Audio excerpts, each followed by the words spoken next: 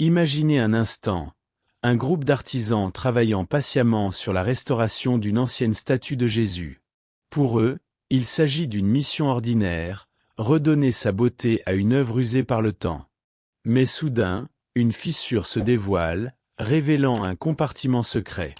Ce moment, inattendu et presque irréel, laisse entrevoir un mystère enfoui depuis des décennies, peut-être même des siècles. Que pourrait bien cacher une telle statue, destinée à représenter le Christ et à inspirer la dévotion? Quelle vérité profonde ou message oublié pourrait se trouver là, à l'intérieur de cette sculpture sacrée? En découvrant le compartiment dissimulé, les restaurateurs mettent à jour des documents jaunis, des objets énigmatiques et des reliques d'une autre époque. Chaque pièce semble imprégnée d'une aura spirituelle, comme si elles avaient attendu, silencieuses, que quelqu'un les redécouvre.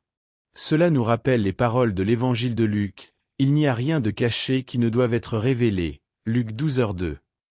Ces artefacts, bien plus que de simples souvenirs d'un temps révolu, nous interpellent. Ils semblent porter un message, un écho lointain destiné à toucher notre foi actuelle. Ce mystère nous pousse à regarder au-delà des apparences et à nous interroger. Que pourrait-il y avoir, enfoui en nous-mêmes, attendant d'être révélé? Un appel à la profondeur spirituelle. Cette découverte invite à une réflexion sur notre propre vie spirituelle. Tout comme ces objets, la foi est parfois cachée sous des couches de routine, d'habitude ou d'incertitude. Ces reliques trouvées dans la statue de Jésus nous rappellent qu'il existe en chacun de nous une richesse spirituelle inexploitée, une profondeur à explorer. Trop souvent, nous traversons nos jours absorbés par les distractions du quotidien, oubliant la puissance de la prière silencieuse ou la richesse des dévotions personnelles. Et si, comme ces objets, notre foi recelait des trésors cachés, attendant que nous les redécouvrions? Dans la Bible, les objets sacrés jouent un rôle crucial. L'Arche d'Alliance, par exemple, symbolisait la présence tangible de Dieu parmi son peuple. Peut-être que ces objets découverts dans la statue de Jésus ne sont pas seulement des artefacts. Ils pourraient être des signes, des rappels d'une foi inébranlable et d'un appel à rester connecté au message éternel de l'Évangile. Ils nous incitent à réfléchir. Et si notre propre parcours spirituel était marqué par des signes, des indices laissés par Dieu pour nous guider et renforcer notre foi? Les reliques, un écho du passé pour éclairer le présent.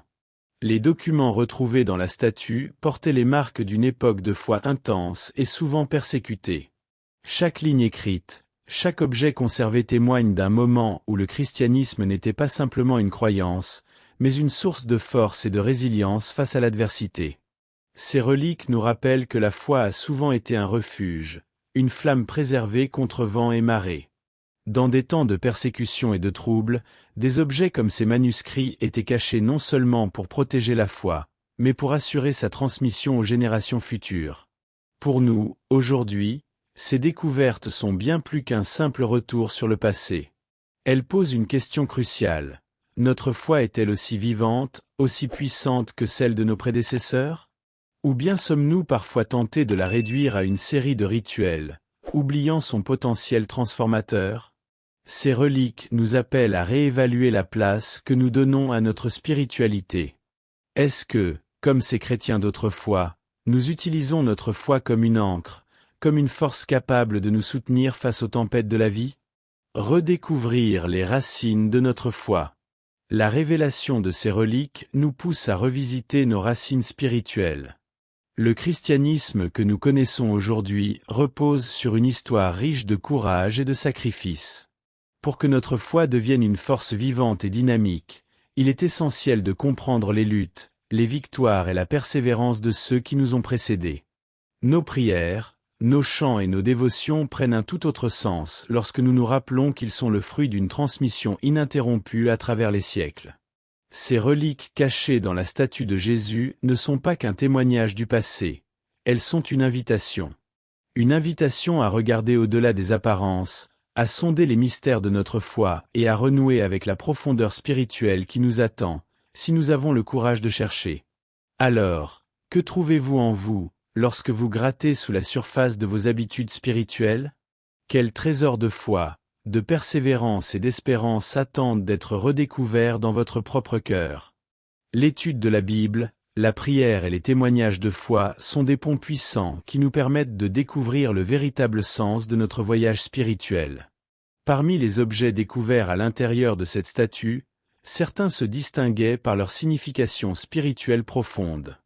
Des perles de chapelet, des fragments de tissu sacré et d'autres articles religieux montraient que cette statue n'était pas seulement un symbole d'adoration, mais un véritable sanctuaire spirituel.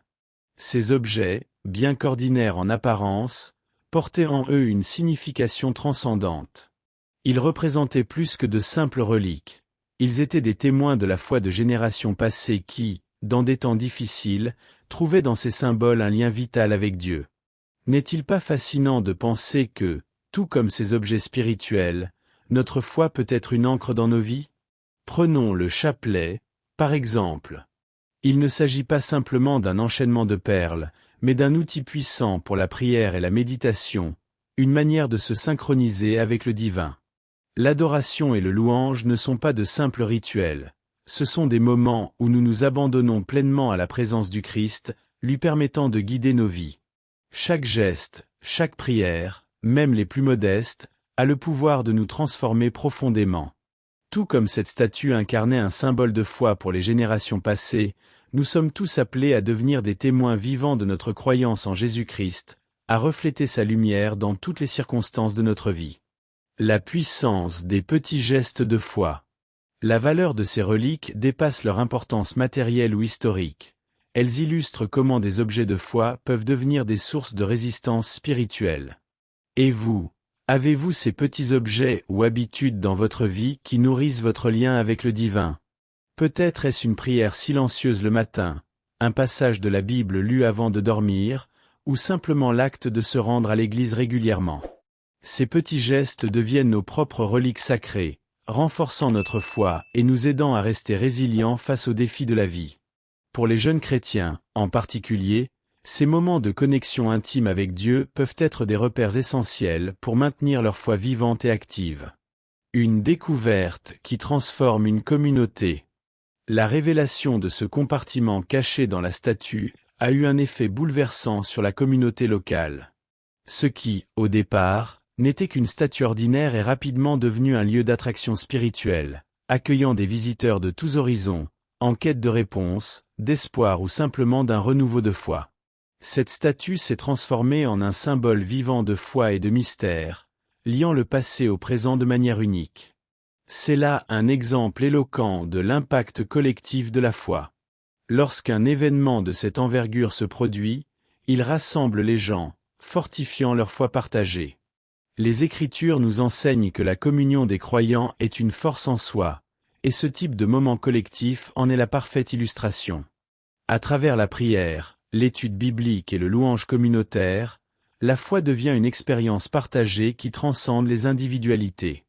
Dans un monde souvent marqué par l'individualisme, ces moments nous rappellent que la foi est aussi une aventure commune, un lien sacré qui unit les cœurs. Préserver la foi, comme on conserve un trésor. Après la découverte des objets cachés, la priorité des chercheurs était de préserver la statue et ses reliques sans les abîmer. Grâce à des technologies modernes, ils ont pu analyser minutieusement les artefacts, créant des archives numériques pour les générations futures. Cela montre comment l'innovation peut se conjuguer avec la tradition pour protéger ce qui est sacré tout en assurant sa transmission. Cette préservation nous enseigne quelque chose d'essentiel sur notre propre spiritualité. Tout comme ces objets précieux, notre foi a besoin d'attention, de soins et de renouvellement constant. Parfois, elle peut être enfouie sous les pressions du quotidien, comme une statue ancienne oubliée, mais avec des pratiques réfléchies comme la prière régulière, l'étude biblique et des moments de silence avec Dieu, nous pouvons raviver cette foi et la rendre encore plus forte. Un lien entre passé et présent. Ces reliques ne sont pas seulement des témoins du passé, elles révèlent une connexion entre la foi d'autrefois et notre présent. Tout comme elles ont résisté au temps pour toucher les cœurs aujourd'hui, notre foi peut aussi traverser les générations, si nous la cultivons et la transmettons avec soin. Cela nous pousse à réfléchir. Que faisons-nous pour préserver et partager la richesse spirituelle que nous avons reçue? Que ce soit à travers nos prières, nos interactions avec les autres ou notre propre exemple de vie chrétienne, nous avons tous un rôle à jouer pour que cette lumière continue de briller. La statue de Jésus n'était pas seulement une œuvre d'adoration, mais un véritable témoignage de la lutte religieuse et culturelle des communautés qui l'ont entouré. Chaque objet découvert, des perles de chapelet aux fragments de tissu sacré, portait en lui une part d'histoire, un fragment de l'âme d'un peuple qui a résisté aux épreuves grâce à sa foi. Ces reliques nous rappellent que la foi ne se développe pas dans un vide, mais qu'elle s'enracine profondément dans les réalités culturelles, sociales et historiques des communautés humaines. Le christianisme, comme toute religion, a façonné les réponses des peuples aux crises et aux défis de leur époque, et continue de le faire. La Bible elle-même regorge d'exemples où la foi reflète la culture environnante tout en constituant une forme de résistance. Les premiers chrétiens, par exemple, utilisaient le symbole du poisson pour s'identifier et échapper à la persécution. De la même manière, ceux qui ont dissimulé des objets sacrés dans cette statue exerçaient une forme de résistance silencieuse. Ces reliques ne sont pas seulement des objets religieux, elles incarnent aussi une préservation de l'identité spirituelle en temps de crise. Cela nous invite à nous poser une question essentielle.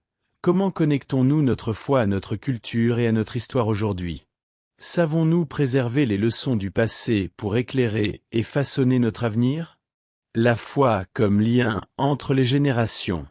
La connexion entre histoire, religion et culture met également en lumière le rôle essentiel de l'Église et des communautés de foi dans le monde d'aujourd'hui.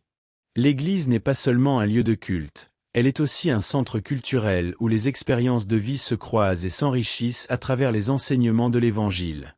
Les actes de prière, de louange et de célébration ne relient pas seulement les croyants à Dieu, mais servent aussi de pont entre les générations passées et futures.